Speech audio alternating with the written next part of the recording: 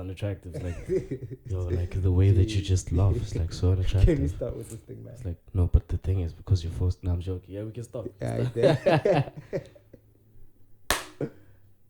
Hello, and welcome to the podcast. Okay, listen, we're gonna try and be serious today.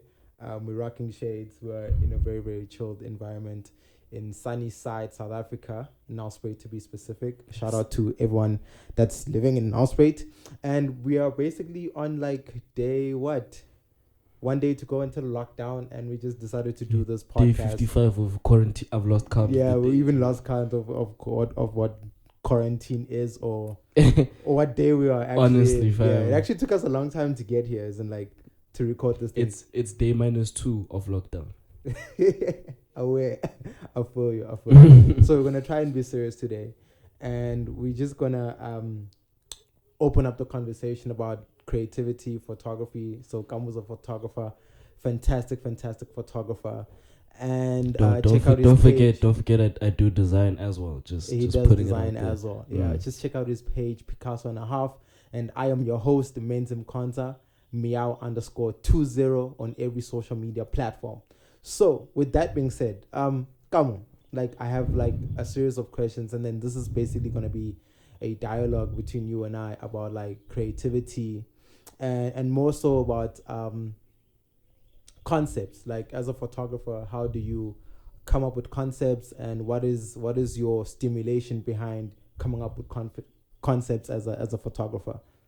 So for me, I remember starting out, I used to do the Pinterest thing. So you'd Google like, so during a shoot or before a shoot, usually you have a shoot list. Right. So now a lot of photographers, it's like, at the stage that I'm at now, I write what ideas or what I think will be perfect for the person dependent on the type of shoot, right? Yeah. So I'll have a shot list, and after I get through the shot list, then I'll probably freestyle a lot of what I do afterwards. But that rarely happens because a lot of the shots I have are sufficient enough for the length of whatever shoot I'm doing. Yeah. Initially, what I used to do was the Pinterest thing. So I've seen even your higher level photographers still do this. Yes, precisely. Where they'll pull up Pinterest last minute and then they'll be like, wedding shots, wedding. They're like, okay, hold this. So like it'll be that type of thing. I'm not saying don't do it. Yeah. But it's a lot more professional to have a shot list beforehand. Okay. Like maybe. So you give it like a little bit of an art direction beforehand. Yeah. Before like things like even mood boards can contribute to that as well. Yeah. Because if you've got the location, and luckily if it is a location you've shot at before, right, it's easier to understand what shots you can get in at that place instead of following a picture that was shot at a different location and now you have to like kind of interpret how you're gonna do it. So it's easier to work with like your own stuff than to like copy and paste, because sometimes you want a specific setting behind the person, because background is actually quite essential. A lot of photographers don't mind their background, but they have to. So when that comes into play, sometimes copying the shot that you want won't exactly have the same effect because you've got a different type of setting. You understand? So for me, it's like you can do the Pinterest thing, but find a way to feed your creativity in order to develop your own style and ideas and concepts for your shoots in general. Because I remember this one guy said that it's like with creativity, it's like any other skill. You're not allowed to have a writer's block. There's no such thing. I'm putting that out now. Yeah, I share the same sentiment. Yes, actually. There's no such thing as writer's block. You're not allowed to have it if you're creative. If you have it, you're clearly not a creative. You have to feed your creativity. Right. It's not something that just comes to you. It's not like 100. You claim you're creative now. All of a sudden, you have all the ideas in the world to do whatever. You have to constantly feed it. Yeah, so there's no such thing as writer's block. I'm just putting it out. I feel you too, because in terms of like writer's block as well, I believe in creative stimulation as well, or rather creative labor. That's what I call it. And to a certain extent, my creative labor revolves around me just because I'm a content producer and a content creator, right? So I have this little handbook, right, that has basically all of my ideas. So if you steal this book, you have literally all my content. All your shit. It's like that other blue book for the brand strategy that you have. Yeah. So like in terms of like I feel like when we talk about writer's block, we should not have it as creators, because we should be producing content, right? While we are still producing content, being able to stimulate that content. So Gary Vee has a formula of the content distribution strategy. So a piece of content like this, which is probably going to be like 30 minutes, right? And then you cut it up into like different types of pieces for Facebook, Instagram, or LinkedIn, and distribute it according to his segments, right? And then while that is being uploaded, he's still able to create some more content, right? Out of that one piece. Yeah, I saw that Gary Vee formula. So it's like maybe he'll take like one seminar or whatever he's doing. Yeah. He can turn it into like 80 pieces of content. Right. So as creatives, that's my one thing. It's like if we're not creating, we're not feeding the creativity in a sense. Yeah. So what he would do is he'll take that, he'll split it up into pieces. Yeah. So like like how you get those motivational speaker snippets on Instagram or whatever. That's basically what he does. So it's parts of his thing put into pieces.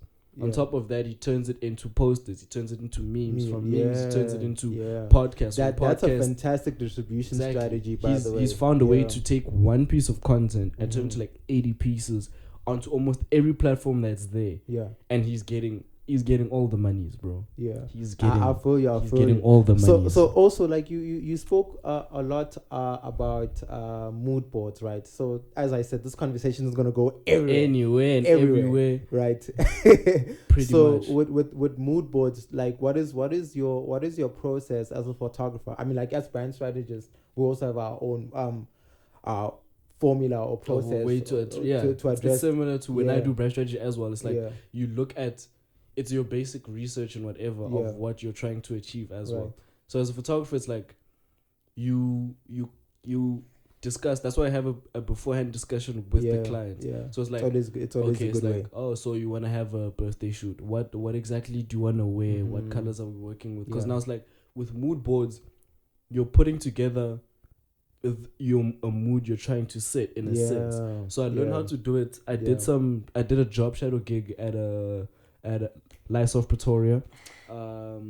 So we did a thing of where we had to put together like a trend board, which is something similar, but it's like just to determine a certain fashion trend that's going to happen. So what we do is like you take anything from textures to colors to outfits to people that are going to inspire it and put it together. Now what my aim was is that for me, I took that and I'm like, okay, with a photo shoot, what colors are we working with? What are we trying to achieve? So yes, sometimes I'll have the occasional picture of someone doing a specific pose in a certain area or whatever, or the overall emotion I'm trying to get. Even random things like colors that I add in. So let's say it's a more, for example, the green nature, because that's what there's a lot of that in Nelspruit.